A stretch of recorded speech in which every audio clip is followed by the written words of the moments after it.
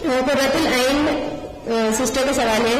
میرا سوال یہ ہے کہ جیسے کہ بہت سی حدیثوں میں آیا ہے کہ ساؤنڈ کرنے والی چیزوں کے بارے میں گھنٹی وغیرہ یہ سب لعنت کی چیزیں ہیں, تو جو فیمیلز بینگلز پہنتی ہیں یا بینگلز پہن کے نماز پڑھتی ہیں تو ان کے بارے میں کیا ہوتا ہے؟ بہت اچھا سوال. میم کا سوال ہے کہ جو زیورات ساؤنڈ کرتے ہیں جس میں سے آواز نکلتی ہے, جیسے کہ بینگلز ہے, چوڑیاں ہیں, وہ پہن کر نماز پڑھتی ہیں یا تو وہ پہنتی ہیں تو اس سے آوازیں جو نکلتی ہیں, تو اس کے بارے میں شرعی حکم کیا ہے؟ Good question.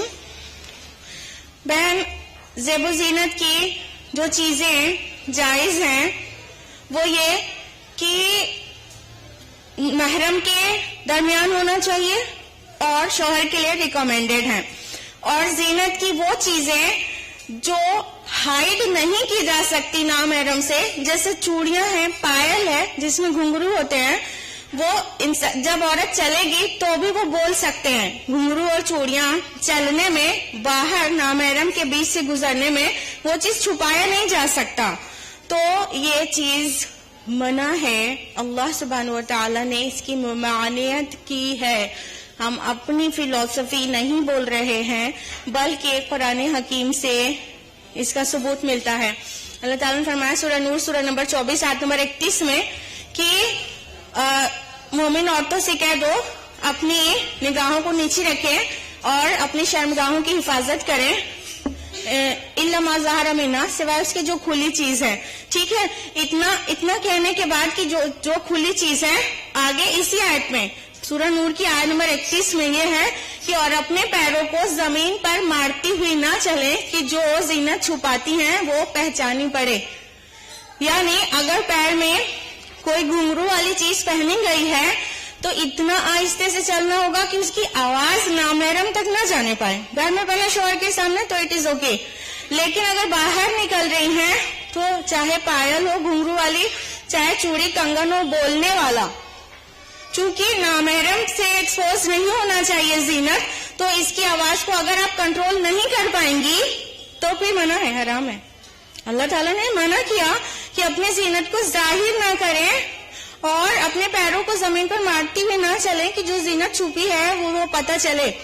تو اگر پائل یا چوڑیاں جس کی آواز نہیں رک پا رہی ہے نامحرم کے درمیان سے گزرنے میں, تو حرام ہے, گناہ ہے, عورت گناہگار ہوگی, مجرم ہوگی.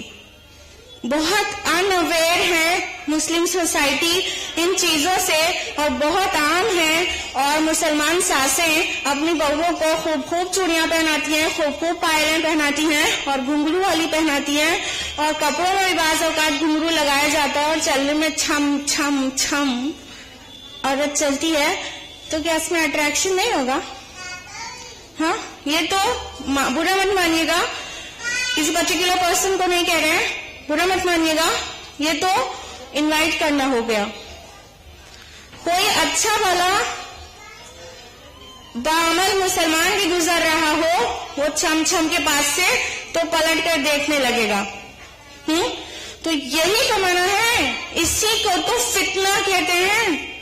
تو فتنے کی جڑیں اسلام نے کھود کر رکھ دی, کاٹ کر رکھ دی, کہ جن بنیادوں پر فتنے کا درخت کھڑا ہوتا ہے ان جڑوں کو ہی کھود دیا گیا ہے. اسی لیے فرمایا اللہ تعالیٰ نے سورہ اسراء سورہ نمبر 17 میں وَلَا تَقْرَبُوا الزِّنَا, اور زنا کے قریب بھی مت جاؤ. یہ نہیں کہا کہ خالی زنا مت کرو, زنا کے قریب بھی مت جاؤ. تو جو بھی چیزیں زنا کے قریب لے جاتی ہیں, جیسے اسے پرووک کرنا, پرووکیٹنگ چیزیں, تو وہ فتنے والی چیزیں زنا کے قریب لے جاتی ہیں, وہ سب بھی منع ہے, حرام ہے مطلقاً. تو اس لیے ایسی چیزیں استعمال نہیں کرنا چاہیے جس سے کوئی نامحرم اپنا کنٹرول کھو دے اور آپ بھی غیر محفوظ ہو جائیں اور اس سے بھی اللہ کی نافرمانی ہو جائے. تو یہ چیزیں ممانعت کے لائق ہیں, لیکن اس کا یہ مطلب سمجھیے گا کہ اسما شمس فتویٰ لگا رہی ہیں کہ چوڑی پہننا ہی نہیں جا سکتا.